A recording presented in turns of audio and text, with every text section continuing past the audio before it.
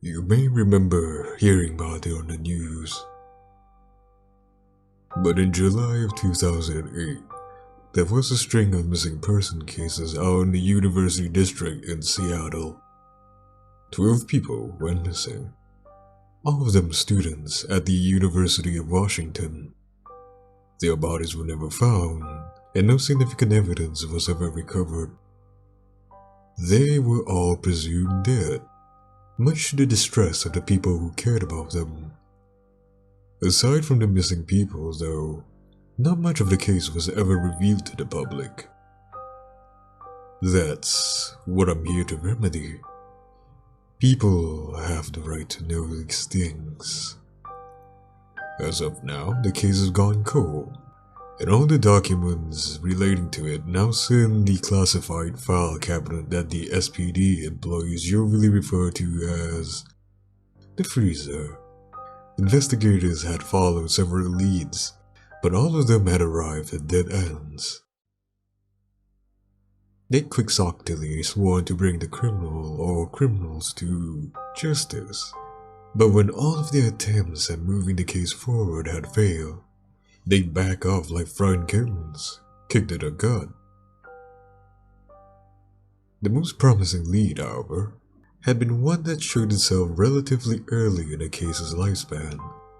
Around September of the first year, it turns out that all of the abducted students had owned the same Apple computers. This in and of itself could have been mere coincidence, but further examination by the forensic team shows that every single student had been using proxy servers before their time of their disappearance. For those who do not know, a proxy server is an intermediary web server, often used to keep internet activity as anonymous as possible, disguising IP addresses, which again, for those who do not know, are essentially unique series of numbers given to each computer connected to the internet. With basic knowledge and just a bit of hacking skill, it's possible to find someone's exact location by using their IP address alone. Proxy servers operate with separate IP addresses, usually with locations far away from their users. So, the students were using altered IP addresses. But why? Were they hiding from someone? Proxy servers are, after all, the best way to hide yourself over the internet. As the forensic team continued to garner information from the abducted students' hard drives, more and more similarities were found. Some of them certainly could have been coincidences, but others, there was frankly no way. This is a segment of a report typed up by the computer forensics team, detailing the similarities between the 12 laptops. All computers installed with the web browser, Google Chrome. All computers using iTunes, each with approximately 50 gigs of music. All computers using proxy servers. All proxy servers appear to have IP addresses based in Iceland. They were all using proxies based in Iceland, which was odd, but the report didn't end there. It continued.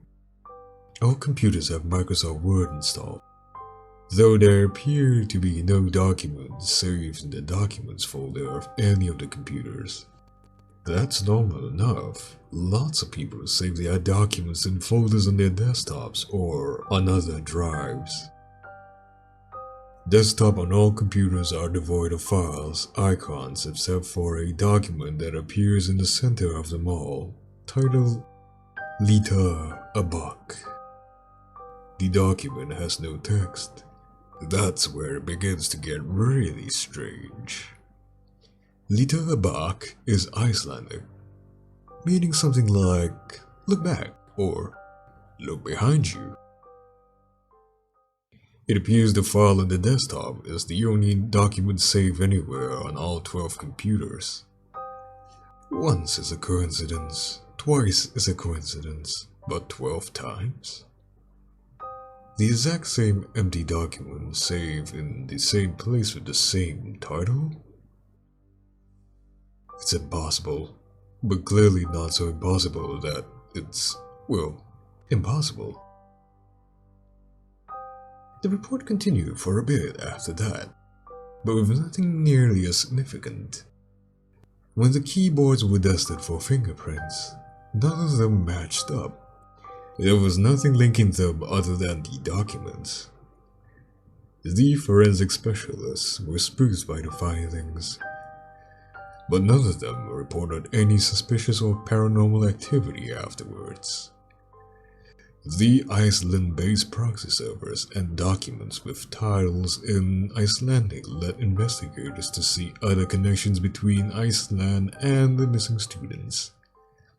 They went to their parents, probably hoping to find that all the students had relatives in Iceland or something. They needed to solve the case, but of course, none of them had any apparent ties to the country. No relatives, no friends, nothing. The investigators had questioned dozens of people, but had found nothing of worth. It was beginning to seem hopeless. That was until a year later, in July of 2009, when the Iceland National Police in Reykjavik reported a string of missing persons, gone without a trace. This was it. This was what the SPD needed. They eagerly contacted the office in Reykjavik and arranged a meeting, hoping that the cases would somehow match up. Seattle investigators flew overseas, and the information they found was simply put, terrifying. 12 people in Reykjavik had gone missing, all of them students at the University of Iceland. They all had Apple computers. They all used proxy servers. The proxy's IPs were based in Seattle. They all had Microsoft Word installed, but only one empty document saved on their empty desktops. Can you guess what it was titled? Líta, a bug. When both investigation teams shared their information, things finally looked bright for both cases. This was obviously the work of the same criminal mastermind. It had to have been. They were going to catch whoever or whatever did this. It was all in the name of justice, even when there weren't any bodies to be found. And for all they knew, the missing students could all have been alive and well and peaceful. The rush of optimism ended after a few days, when the forensic team in Iceland dusted the computer keyboards only to find that none of the prints matched. The SPD agents, although disappointed, weren't surprised. Once again, it was hopeless, like so much else. There was still no suspect. There was still no evidence to convict. There was a bunch of very, very creepy, not so much coincidences. 24 of them, to be exact. Nothing more, and certainly nothing less. The leads led nowhere. The search for what happened to the students became a joint investigation between the overseas officers. But there were never any more significant leads. The cases, or just singular case now, had gone stagnant.